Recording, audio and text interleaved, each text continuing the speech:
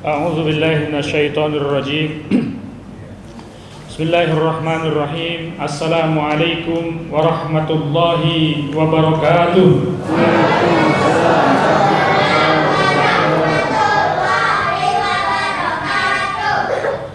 Alhamdulillahilladzi ja'alal huda wa ma kunna linahtadiya laula an hadanallah. Asyhadu an la ilaha illallahul malikul huda wa asyhadu anna Muhammadar Rasulullahul munada. Allahumma salli wa sallim wa barik ala sayyidina Muhammadin wa ala alihi wa sahbihi wa man tabi'ahum bi ihsanin ila yaumiddin. Amma ba'd. Kepada yang saya hormati, saya cintai Ketua DKM Masjid, para asatidz wal asatidzah yang hadir pada kesempatan kita pada malam hari ini. Alhamdulillah, segala puji bagi Allah yang telah mengizinkan kita pada malam hari ini bisa bersama-sama hadir di tempat yang mulia ini. Mudah-mudahan pertemuan kita, hadirnya kita di tempat ini menjadi salah satu sebab ridhonya Allah Subhanahu wa taala kepada kita semuanya. Amin. Ya Allah, ya Rabbal alamin. Bapak Ibu yang dirahmati Allah, Bapak Ibu sudah pernah diruqyah? Belum. Nonton ruqyah pernah? Sering ya? Biasanya orang kalau pernah nonton ruqyah tapi belum pernah diruqyah, itu persepsinya salah tentang ruqyah. Mereka selalu mengidentikan ruqyah dengan kesurupan. Jadi ruqyah sama dengan kesurupan, itu pemahaman orang. Betul nggak? Kenapa? Karena memang yang kita saksikan di televisi, orang yang diruqyah itu orang yang kesurupan. Betul nggak? Nah, padahal Bapak Ibu yang dirahmati Allah, tidak semua orang diruqyah itu kesurupan, karena ruqyah bukan memasukkan jin ke dalam tubuh seseorang.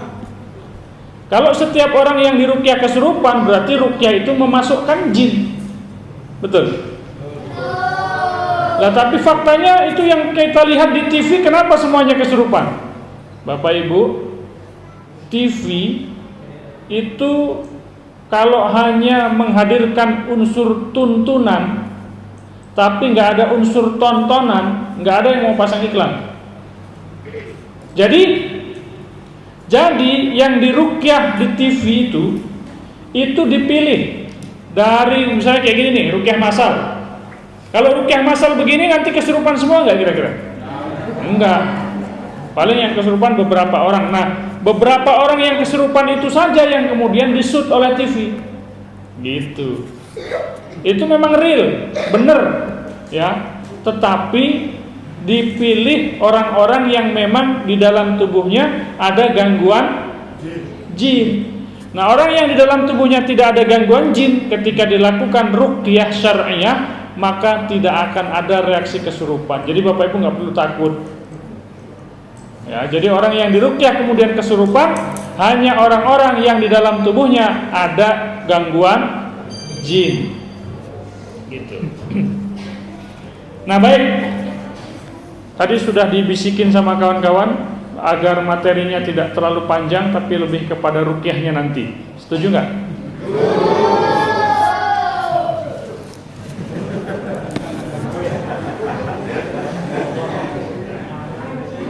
Tapi saya akan jelaskan terlebih dahulu yang pertama hukum ruqyah, apa itu ruqyah, dan fenomena-fenomena yang berkaitan dengan ruqyah. Yang pertama hukum ruqyah. Apa hukum daripada ruqyah? Ruqyah ini pada awalnya hukumnya adalah haram. Ya, pada mulanya hukumnya adalah haram. Tapi kemudian Rasulullah SAW memberikan batasan. Ruqyah yang diperbolehkan dan mana ruqyah yang dilarang. Ada sahabat Nabi namanya Aus bin Malik datang menemui Rasulullah SAW. Kemudian dia bercerita, kunna narqi fil jahiliyah. Kami sering meruqyah ya Rasulullah ketika kami masih jahiliyah. Ya Rasulullah, kaifa tara bidzalik? Wahai Rasulullah, bagaimana pendapat Anda dengan ruqyah kami itu? Kata Rasulullah, i'ridu alayya ruqakum, tunjukkan kepadaku ruqyahnya seperti apa.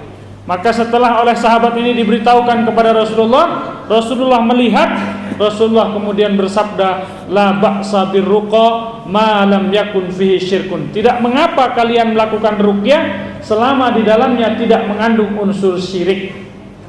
Jadi ruqyah boleh dilakukan selama ruqyahnya tidak mengandung unsur syirik.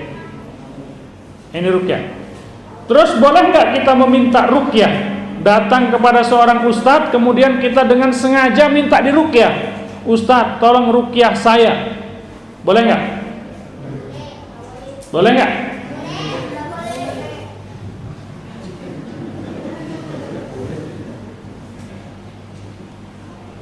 Bapak Ibu yang dirahmati Allah, meminta ruqyah itu diperintahkan oleh Nabi. Dalam hadis riwayat Imam Muslim, an Aisyah radhiyallahu anha qalat kana Rasulullah sallallahu alaihi wasallam ya'muruni an astarqiya minal ain. Dari Aisyah radhiyallahu anha bahwasanya Rasulullah sallallahu alaihi wasallam memerintahkan aku agar aku minta diruqyah dari penyakit ain. Jadi minta diruqyah ini diperintah Nabi. Boleh. Bahkan dapat pahala karena perintah Nabi. Ya, dalam hadis yang lain Rasulullah pernah datang ke rumah istri beliau yang lain, Ummu Salamah.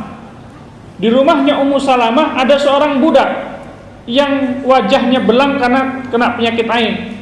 Kemudian Rasulullah melihat dan Rasulullah mengatakan istarqulaha, mintakanlah ruqyah untuk dia. Nah, sekali lagi Rasulullah memerintahkan agar anak itu dimintakan ruqyah. Rasulullah nggak bilang gini, bawa sini biar saya ruqyah, enggak. Atau kamu ruqyah aja dia, enggak juga. Rasulullah juga nggak bilang ajarkan dia ruqyah mandiri, nggak ada. Rasulullah bilang istarqulaha, mintakan ruqyah buat dia.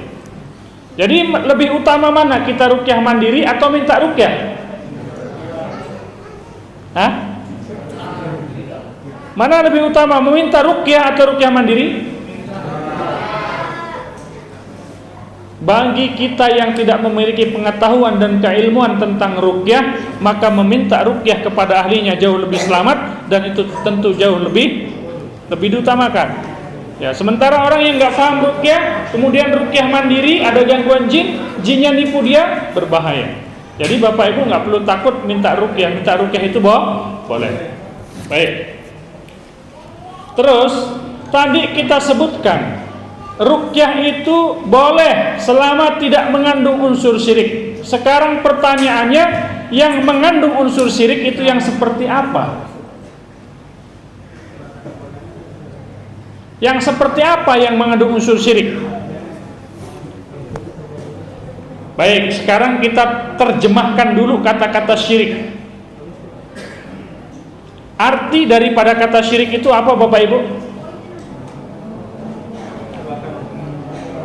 Hah? Apa artinya syirik itu? Syirik itu sudah diserap dalam bahasa Indonesia, berserikat. Nah, kata-kata berserikat itu diambil dari kata syirik. Artinya apa berserikat?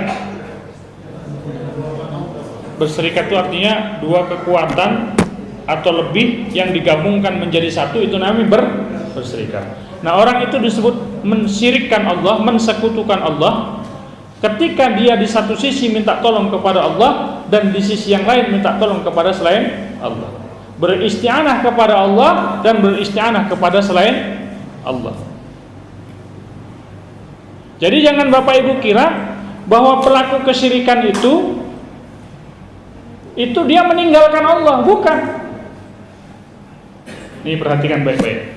Jadi pelaku kesyirikan itu bukan orang yang meninggalkan Allah, bukan. Tapi pelaku kesyirikan adalah orang yang di satu sisi mendatangi Allah, tapi karena nggak merasa cukup dengan Allah, dia mendatangi jin. Ya rijalul ghaib, wahai laki-laki dari bangsa ghaib. Pendeknya, orang yang mensekutukan Allah adalah orang yang selain dia beribadah, selain dia sholat, selain dia membaca asma-asma Allah, tetapi dia juga mengundang laki-laki dari bangsa ghaib. Ya rijalul ghaib. Maka disebutkan di dalam surat Al-Jin ayat ke-6, a'udzu billahi minasyaitonir rajim wa annahu kana rijalun minal insi ya'udzuna birijalin minal jinni fazaduhum rahaqa. Ada laki-laki dari bangsa manusia yang minta tolong kepada laki-laki dari bangsa jin, tidak bernambah apa-apa baginya kecuali dosa dan kesalahan. Para mufassir bersepakat bahwa ayat ini menunjukkan pelarangan kerjasama manusia dengan jin. Bapak Ibu yang dirahmati Allah, di Indonesia itu banyak sekali praktisi-praktisi pengobatan yang dalam prosesnya itu pakai bantuan jin, Pak. Memang dia baca bismillah, bismillahirrahmanirrahim, fasih dia baca bismillah. Tetapi selain dia membaca bismillah, dia juga menghadirkan jin yang membantu dia atau yang disebut dengan khodam. Ya, yang disebut dengan, dia panggil untuk apa? Untuk membantu.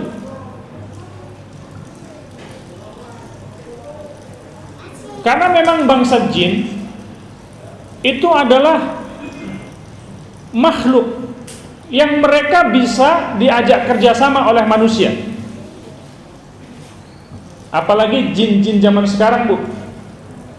Jin-jin zaman sekarang itu ikut perkembangan zaman, jadi modern juga.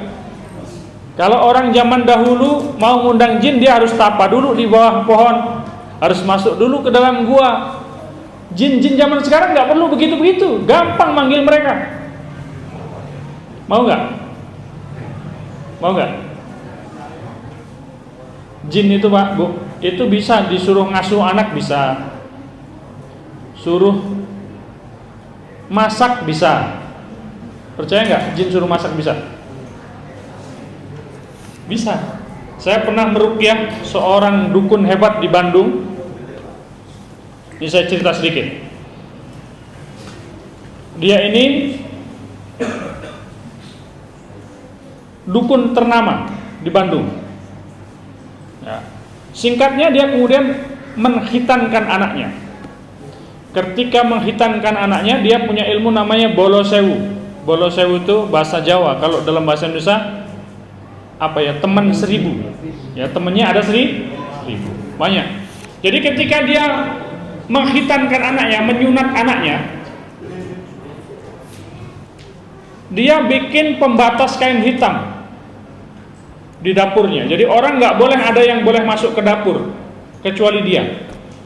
Dia jaga pintu, kemudian diwirid. Entah apa yang dia panggil itu, yang dia sebut-sebut dalam wiridnya. Tapi itu tamu yang begitu banyak datang ke sana, makanan datang sendiri. Keluar aja dari pintu hitam itu, keluar terus. Padahal nggak ada orang kampung situ yang diundang untuk masak, nggak ada. Jadi masakan tuh keluar aja.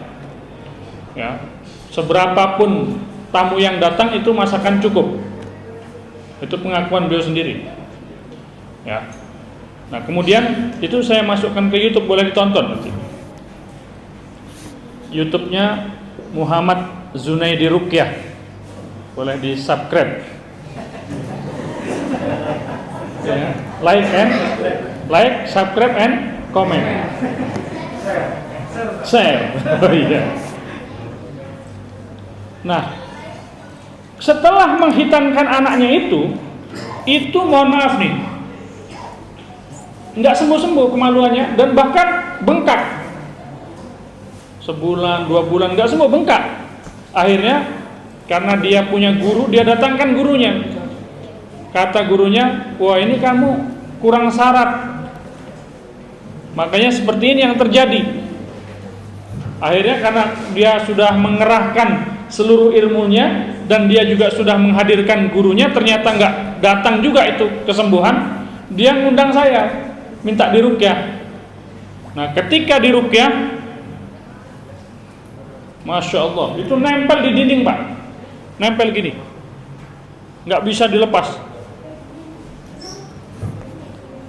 Nah, setelah sadar, jinnya semuanya keluar. Seminggu kemudian alhamdulillah anaknya sembuh. Dan dia cerita bahwa dulu ketika menghitankan anaknya, nggak ada yang bantu masak kecuali yang masak itu bangsa jin. Saya baru tahu, oh ternyata bangsa jin bisa juga ya tukang masak ya. Gitu. Nah, kalau kita lihat di dalam Al-Quran, bangsa jin itu bisa juga melakukan pekerjaan-pekerjaan, jadi tukang bangunan, menyelam di laut, ngambil mutiara, ngambil kekayaan laut. Lihat di dalam Al-Quran disebutkan seperti itu. Menjadi tukang bangunan, tukang selam. Mereka membuat piringan-piringan besar. Jadi Bapak Ibu yang dirahmati Allah, jin adalah makhluk yang berdampingan dengan manusia. Dan jin itu juga makhluk berakal, makhluk yang diberikan akal oleh Allah Subhanahu wa ta'ala. Dia juga makhluk mukallaf, makhluk yang dibebankan oleh Allah ibadah di atas pundaknya. Wajib juga jin itu salat, zakat, saum di bulan Ramadan, hajinya bangsa jin juga di Mekah. Makanya kalau Bapak Ibu pergi ke Mekah, di sana ada masjid namanya masjid jin. Jin itu wajib juga melaksanakan syariatnya sama dengan syariatnya manusia, karena bangsa jin nggak punya nabi sendiri. Nabinya bangsa jin adalah nabi dari bangsa manusia, yaitu Nabi Muhammad Shallallahu Alaihi Wasallam. Maka Allah firmankan di dalam Al-Quran, wa ma khalaqtul jinna wal insa illa liya'budun. Aku nggak ciptakan jin dan manusia kecuali untuk beribadah. Jadi bangsa jin itu juga wajib ibadah. Nah, tetapi jin itu ada yang muslim, ada yang kafir. Ada yang bertanya, bagaimana kalau kita kerjasamanya dengan jin muslim? Dari mana kita bisa mengklarifikasi kalau jin itu muslim? Bagaimana kita bisa memverifikasi bahwa itu jin muslim? Kalau dia hanya ngaku-ngaku saja, bisa jadi dia kafir tapi ngaku muslim. Nah, maka surat Al-Jin ayat ke-6 itu disepakati sebagai bentuk pelarangan kerjasama manusia dengan jin, meskipun itu bisa dilakukan. Bisa, Pak. Ya, bahkan jin itu bisa diajak kerjasama oleh manusia dalam hal-hal yang lebih hebat daripada sekedar masak. Untuk kerjasama untuk ilmu pengetahuan bisa, kerjasama untuk pertahanan dan keamanan bisa, ya, kerjasama untuk seni dan bela diri bisa. Bapak Ibu pernah lihat orang kebal nggak? Ditembak nggak mempan, digores nggak mempan, dibacok nggak mempan, pernah lihat? Nah, itu ilmu yang di dalam prosesnya menggunakan bantuan jin. Bahkan ada bekerja sama manusia dengan jin ini untuk hal-hal yang bersifatnya yang manfaat. Maka di negeri kita ini mengenal istilah ada sihir hitam, ada sihir putih. Apa bedanya, Pak? Apa bedanya sihir hitam, sihir putih? Beda warna. Kalau sihir hitam itu untuk membunuh, untuk mencelakai, memisahkan suami dengan istrinya, membuat orang kurus, membuat orang gila, membuat orang gatal sekujur tubuh, membuat orang nggak nikah. Nah, itu namanya sihir hitam. Tapi kalau untuk ngobatin, untuk pelarisan usaha, untuk kewibawaan, untuk kebal, itu namanya sihir putih. Kenapa? Karena manfaat. Tetapi sebenarnya baik sihir hitam ataupun sihir putih, karena itu adalah sihir, maka hukumnya adalah haram. Ya, walaupun untuk tujuan yang manfaat. Ya, saya selalu ceritakan Bapak Ibu yang dirahmati Allah, saya ini asli orang Jawa, tapi saya lahir di Sumatera, di Lampung. Jadi Puja Kesuma, putra Jawa kelahiran Sumatera. Kalau kelahiran Kalimantan apa namanya? Puja, putra Jawa. Nggak usah dibahas. Ya. Nah, di Lampung, Bapak Ibu, di Lampung itu ada gunung. Ini selalu saya ceritakan biar untuk memudahkan pemahaman. Ada gunung namanya Gunung Rajabasa. Ada yang pernah dengar nggak nama itu? Rajabasa itu raja bahasa. Diambil dari kata raja bahasa. Jadi di sana ada satu tempat, yang di tempat itu banyak orang-orang datang untuk ingin menguasai segala macam bahasa dalam tempo waktu yang singkat. Namanya juga raja bahasa. Jadi Bapak Ibu kalau datang ke sana, ketemu sama kuncennya, nanti ketemu sama kuncen itu menghadap, setelah mengikuti semua ritual yang dia minta, setelah menghadap kata dia, buka mulutmu nak, buka. Setelah mulutnya dibuka, keluarkan lidahmu. Nah, setelah lidahnya dikeluarkan, sama kuncen itu diludahin, Bu. Dia bacakan mantra kemudian diludahin.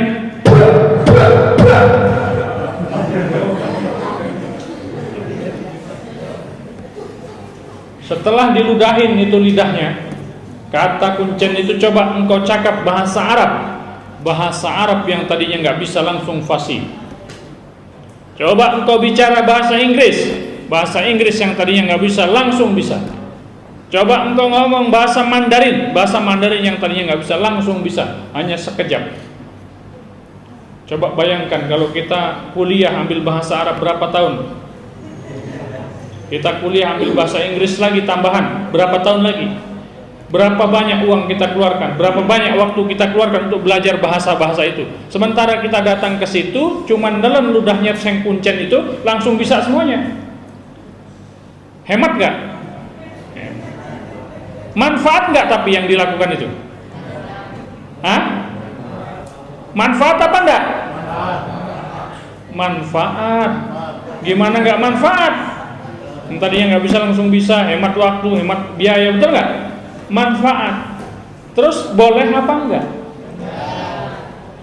Hah? Boleh apa enggak? Oh, ini ada yang boleh, ada yang enggak nih, belum kompak nih.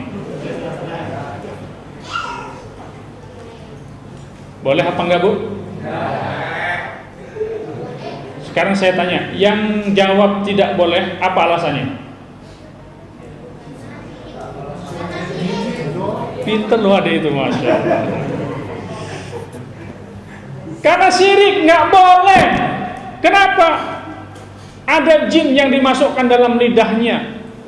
Itulah yang membuat dia kemudian menguasai segala macam bahasa itu. Maka Bapak Ibu, tidak setiap yang manfaat itu boleh. Kalau kita hanya mengejar manfaat, tidak memperhatikan halal dan haram, na'udzubillah, nanti ketika Dajjal turun, hampir-hampir semua yang dilakukan oleh Dajjal itu seolah-olah manfaat. Maka dia disebut Masihid Dajjal. Kenapa disebut Masihid Dajjal? Karena ilmunya Dajjal itu mirip seperti Al-Masih, Nabi Isa.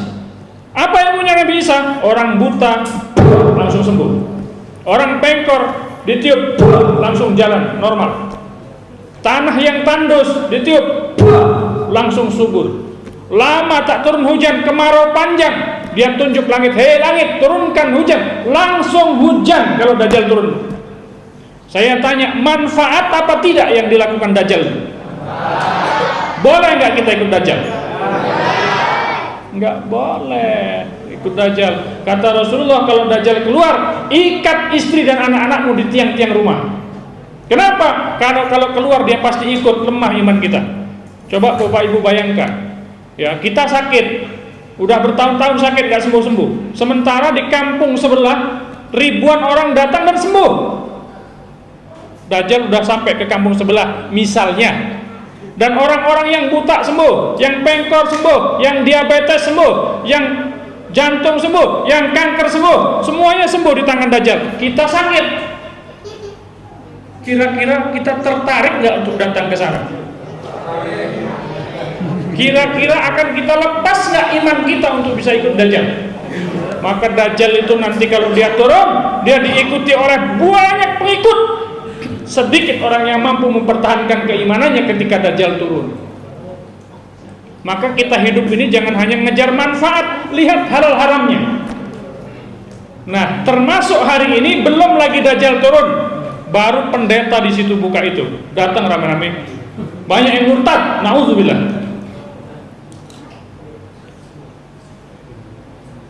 Betul nggak? Harusnya kita bikin nih Quranic Healing Center, pengobatan Al-Quran di sini. Dia buka di situ Healing Center, banyak orang murtad.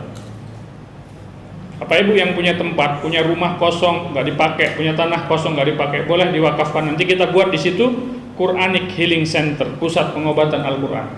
Nanti boleh hubungi kami.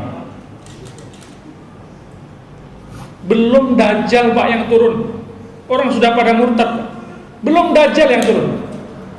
Gimana kalau Dajjal yang turun? Seberapa yang tersisa dari umat ini? Nah, oleh karena itu Bapak Ibu yang dirahmati Allah Subhanahu wa taala, singkat saya akan sebutkan ada beberapa hal yang mencirikan atau mengindikasikan bahwa pelaku-pelaku pengobatan yang menjamur di beberapa masyarakat itu, di tengah masyarakat itu bersekongkol atau bersekutu dengan jin. Saya sebutkan 3 ciri. Ya. Saya harus mengubah-ubah posisi duduk biar nggak sebentar. 3 ciri bahwa orang itu bersekutu dengan jin. 3 ciri bahwa orang itu menggunakan bantuan jin. 1. Ciri-cirinya dia menggunakan tenaga dalam. Apa, Bu? Pak, apa, Pak? Ciri-cirinya dia menggunakan tenaga dalam. Contoh, di sana dukun santet, kita di sini. Dukun santet sama ini ada dorong-dorongan. Bentar. Perhatian nggak? Jadi kalau Bapak Ibu lihat ada orang pakai tenaga dalam, menggunakan tenaga dalam, itu tenaga dalam itu tenaga jin. Orang di sana, kita di sini dorong, gemplak, jengkang. Itu pakai bantuan jin. Sekiranya ilmu tenaga dalam itu bersumber dari Rasulullah SAW, dulu di zaman-zaman perang, saya yakin Rasulullah lebih sakti daripada Avatar. Bapak Ibu pernah nonton film Avatar nggak? Avatar bisa menguasai 4 elemen. Elemen api, air, udara, tanah. Jadi air laut itu kalau sama Avatar diginiin, itu jadi tsunami.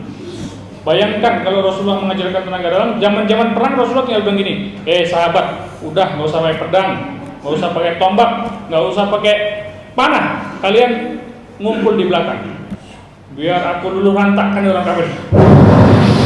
Mental semua, betul nggak kira-kira? Tapi Rasulullah berperang.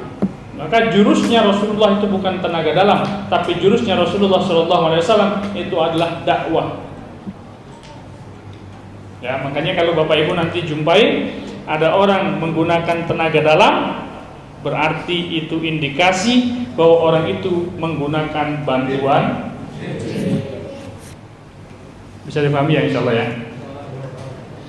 Ada yang sakit, sakitnya ditarik pakai tangan.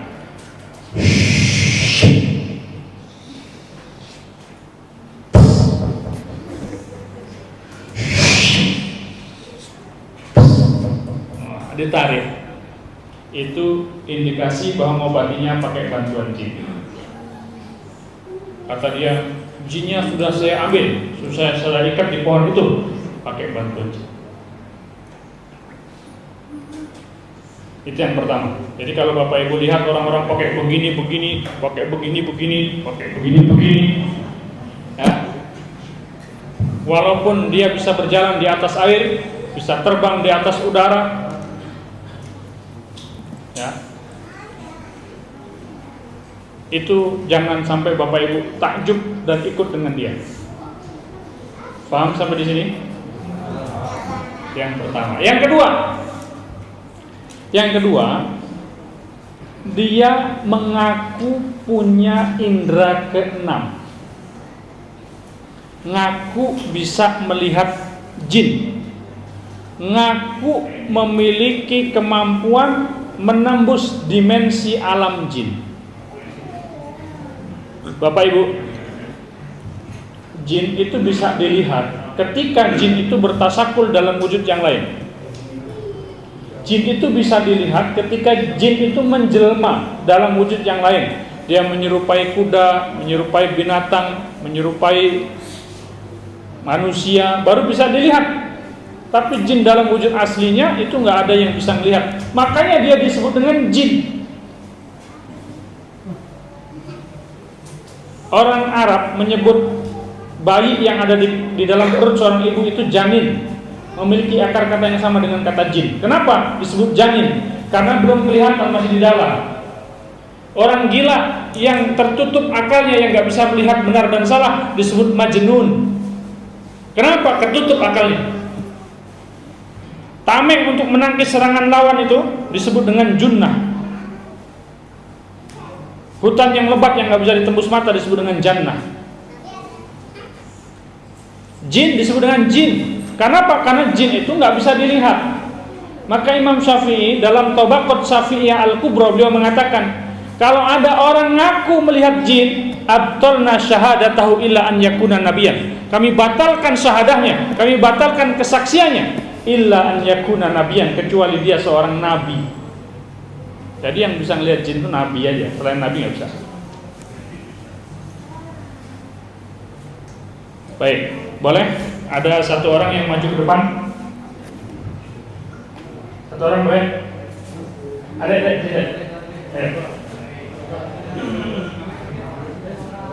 Ayo, apa ayo? Ayo cepat.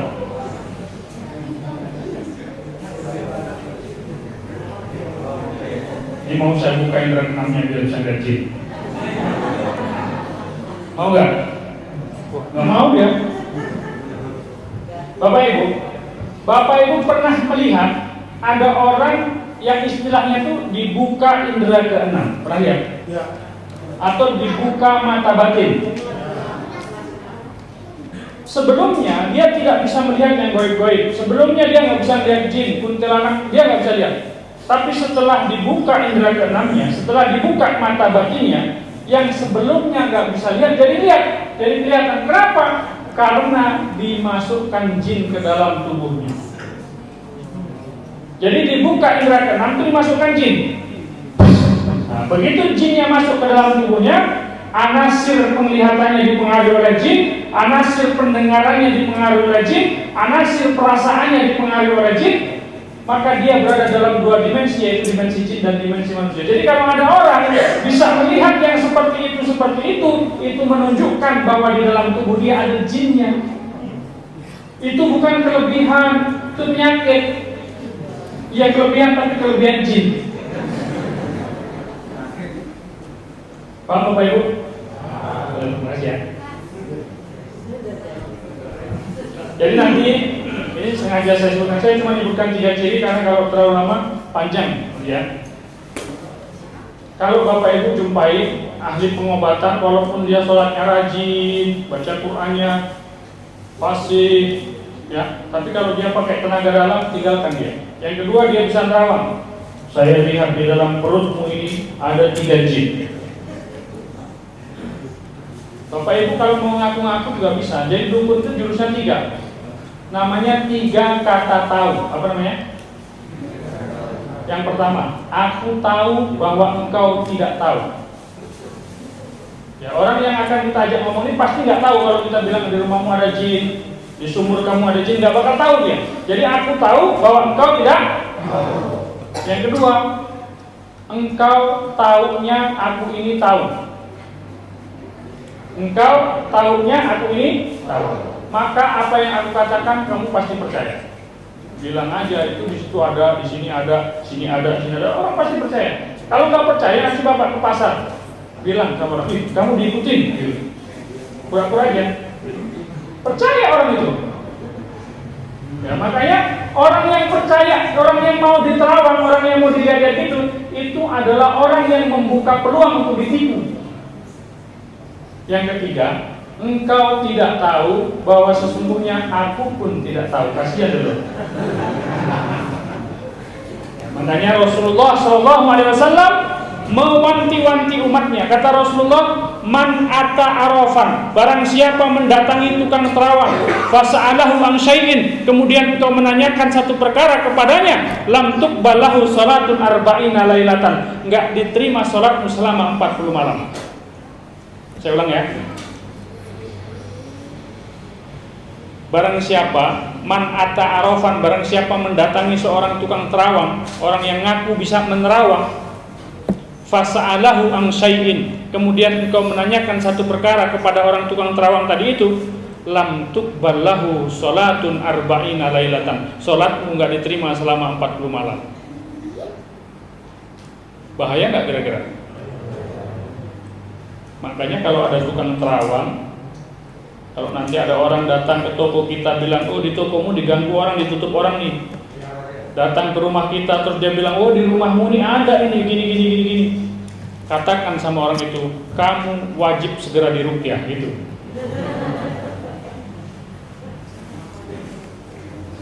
Ya. Bahkan ada yang lebih ganas lagi, maksudnya ganas, lebih berbahaya lagi. Kalau kita mempercayai ucapannya. Kalau tadi kan bertanya, kalau ini percaya lebih bahaya lagi. Man ata kahinan au arafan, barang siapa mendatangi dukun au arafan atau orang yang bisa menerawang, fasaddaqahu bima yaqul, kemudian engkau membenarkan ucapannya, faqad kafara bima unzila ala Muhammadin, engkau telah dianggap kafir terhadap apa yang dibawa oleh Muhammad sallallahu alaihi wasallam. Bahaya enggak kira-kira nih Bapak Ibu? Tetapi di tengah masyarakat kita, orang yang bisa nerawang disebutnya apa? Punya kelebihan. Bahkan disyukuri, alhamdulillah anak saya ini punya kelebihan, bisa melihat yang goib-goib. Itu bukan kelebihan, itu gangguan. Bagaimana kalau dia sejak kecil bisa melihat? Kalau anak itu sejak kecil bisa melihat sampai gede dia bisa melihat, itu di dalam tubuhnya terprogram satu jenis gangguan jin, namanya jin nasab, jin warisan leluhur. Ada leluhur-leluhurnya, kai-kainya, nenek-neneknya yang pakai jin dulunya. Kemudian perjanjiannya itu sampai 7 turunan. Ketika kaiknya ini meninggal dunia, si jin ini turun ke anak cucunya. Maka anak-anaknya, cucu-cucunya pada bisa ngeliat-liat yang gitu-gitu. Kenapa? Karena di dalam darahnya, di dalam tubuhnya ada jin masuk dalam tubuhnya. Kalau diruqyah itu meronta-ronta.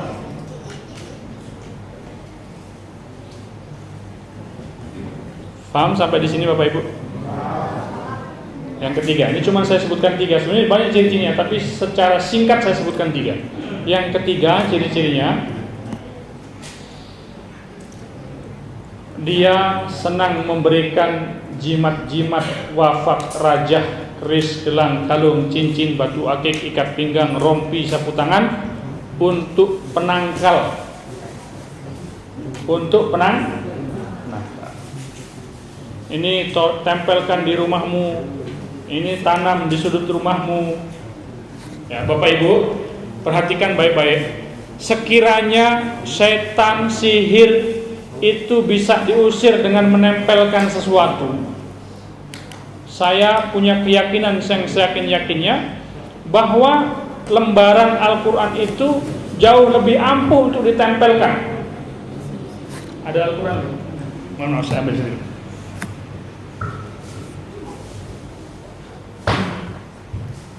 Sekiranya jin, setan, genderuwo, kuntilanak, sihir itu bisa diusir dengan nempel-nempelin sesuatu, maka nempelin ini seharusnya lebih ampuh, betul nggak?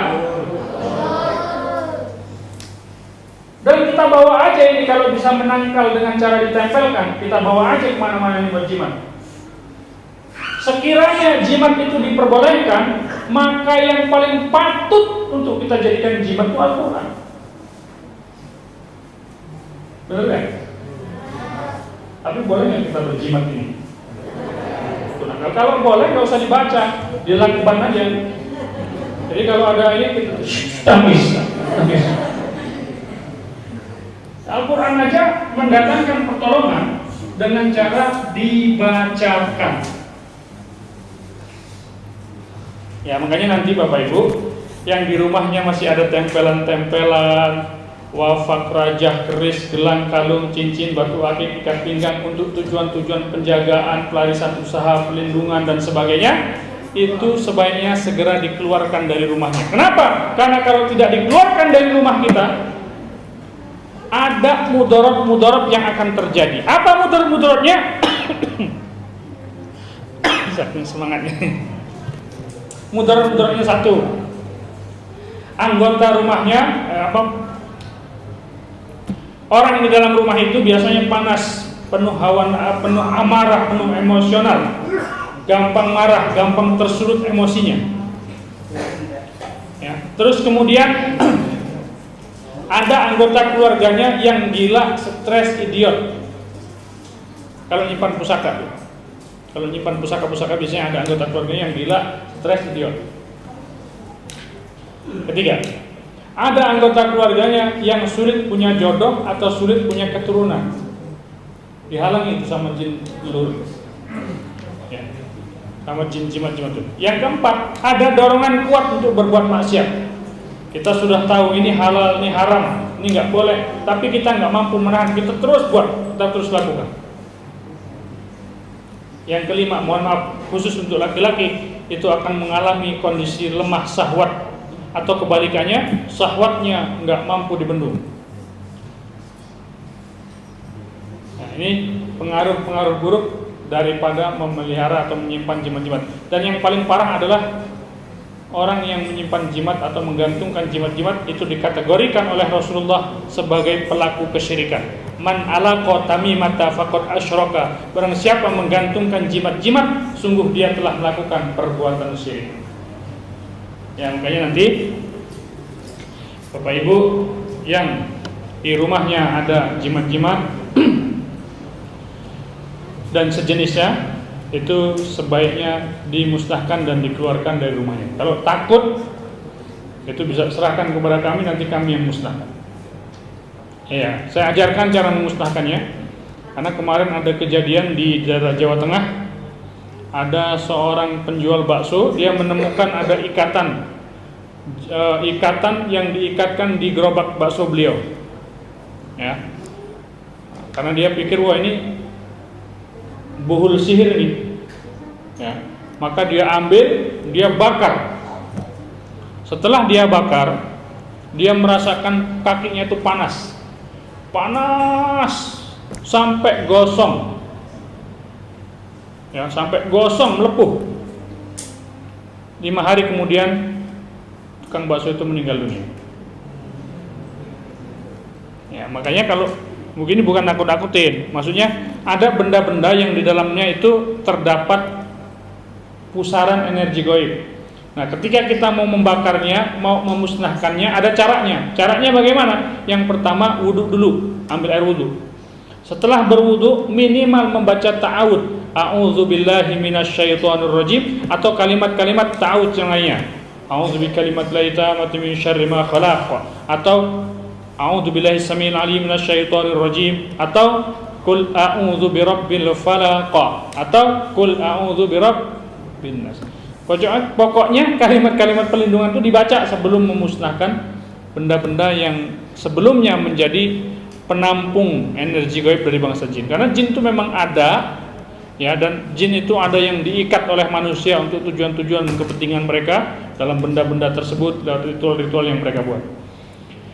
Itu kurang lebih, saya rasa itu sudah singkat banget penjelasannya, ya. Cukup ya. Kita sebelum proses ruqyah, sambil kesempatan minum, saya izinkan 2 orang penanya. Nah, ibu-ibu 1, bapak-bapak 1. Silakan, Bu. Ini Bu, biar kedengeran, Bu. Salam.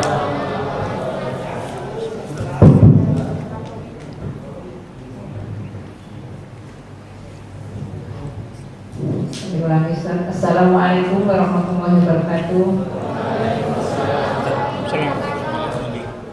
Ustaz, betul apa yang Ustaz tadi bahwa jin itu jalan untuk manusia dan ada. Contohnya keluarga kami, Ustaz, nenek moyang kami dulu pernah mengadakan perjanjian dengan jin, ya, akhirnya kami sebagai cucu generasi terus sangat menderita, Ustaz. Sampai sekarang pun itu, anak saya juga mengalami gangguan-gangguan yang di luar nalar, Ustaz. Jadi nanti minta tolong, Ustaz, dicabut kalau bisa. Anunya itu suatu perjanjiannya para guru kami dulu dengan jenazah yang ini sudah diruqyah oleh pakar Balikpapan dan 2 tahun Ustaz belum selesai. Terus kami memegang ruqyah mandiri juga sama 2 tahun belum selesai juga. Terima kasih, Ustaz. Jin nasab ya, Bu, ya.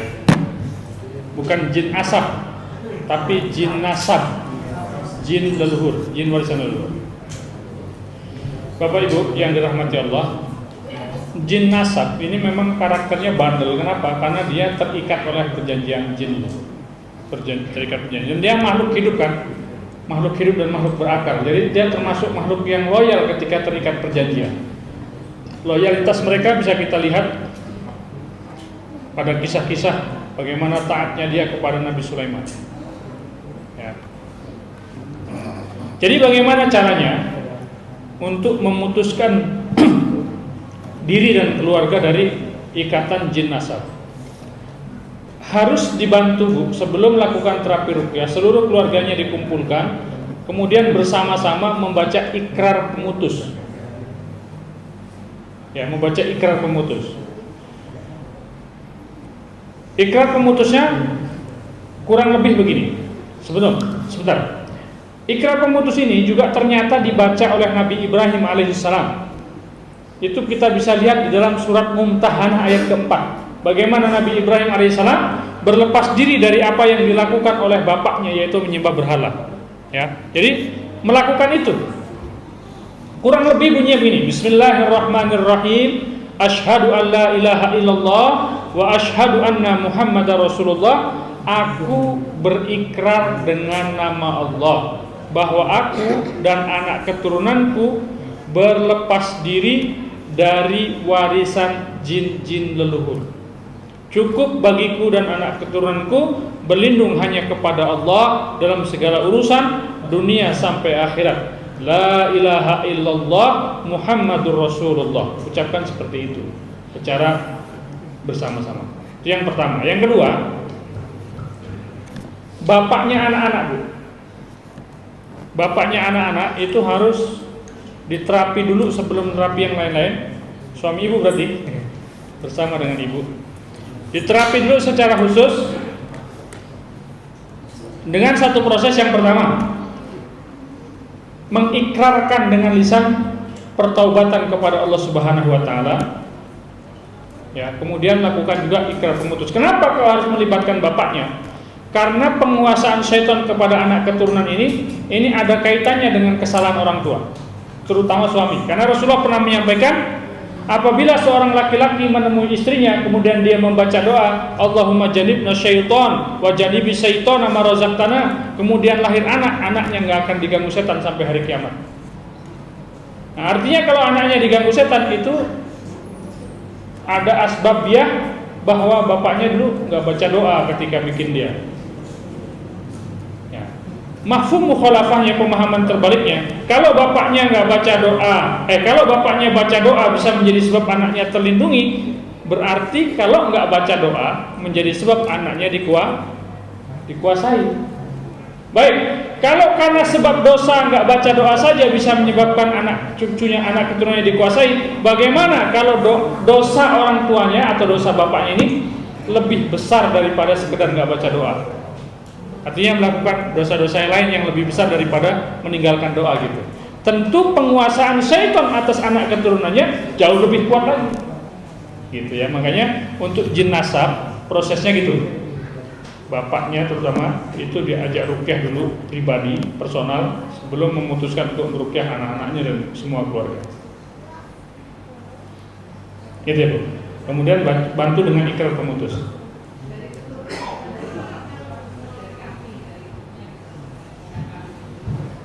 Ya, cukup. Saya rasa sudah cukup gamblang ya penjelasannya. Ya, walaupun nasabnya dari ibu, makanya saya bilang sebelum ibu melakukan ruqyah nasab untuk anak-anaknya, suami ibu yang menjadi bapak dari anak-anak ibu itu harus diajak ruqyah dulu. Kenapa? Karena kemampuan setan menembus anak keturunannya itu menunjukkan bahwa nggak ada perlindungan doa ketika membuatnya gitu. Dan bisa jadi ada hal-hal lain juga, kita bukan mencurigai atau apa ya. Maksudnya ini saya menyebutkan prosesnya. Oh gitu. Nah itu ya. Tapi kalau suami udah nggak ada, gimana caranya? Nah ini agak repot pula kira-kira.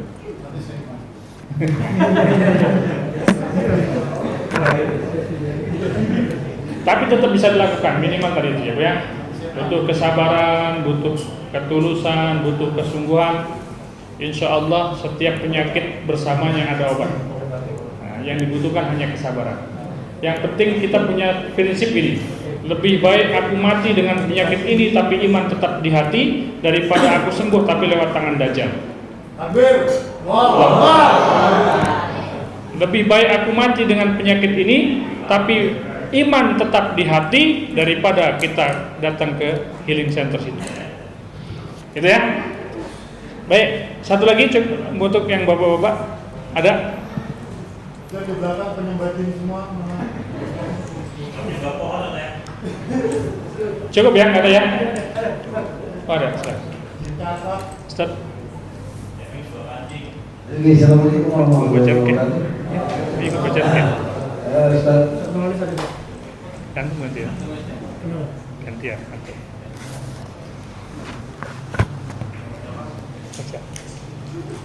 Ayo silakan. Oke. Waalaikumsalam warahmatullahi wabarakatuh. Kisahnya 40 tahun yang lalu, Ustaz. 20 tahun Pak. 40 tahun yang lalu, ketika saya merantau ke Balikpapan ini, di kakek saya itu memberikan sesuatu.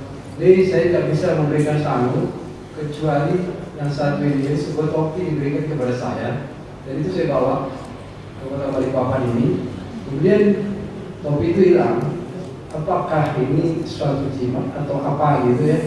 Kalau misalnya itu sesuatu, bagaimana saya menghilangkannya? Walaupun saya tidak merasakan sesuatu apapun gitu. Iya. Tapi ragu ada di hati gitu. Ya gitu. Baik. Assalamualaikum warahmatullahi wabarakatuh. Waalaikumsalam warahmatullahi wabarakatuh. Kalau saran saya, kita berhusnuzon saja Pak. Berhusnuzon, berbaik sangka kepada orang tua kita itu, bahwa yang dia berikan ini bukan ada mistis-mistisnya lagi. Ini memang topi, tujuannya biar kita nggak panas, gitu kan, biar kita bisa terhindar dari teriknya matahari. Saran saya sih begitu aja, jadi nggak perlu kita alamatkan ke sana. Tetapi kalau bagi yang lain yang misalnya pernah dengan sengaja diberikan seperti itu, yang punya nilai-nilai bertuah, nilai tak titipnya keris, nilai tak titipnya jimat, nah kita ucapkan ikrar juga bahwa kita berlepas diri dari benda ini beserta seluruh hodam-hodam yang ada di dalamnya. A'udzubillahi minasyaitonirrajim, bismillahirrahmanirrahim, kemudian dimusnahkan. Gitu ya. Baik, cukup barangkali ya. Mungkin teman-teman panitia bisa bagikan, pasti khawatir nanti ada yang muat. Udah. Betul.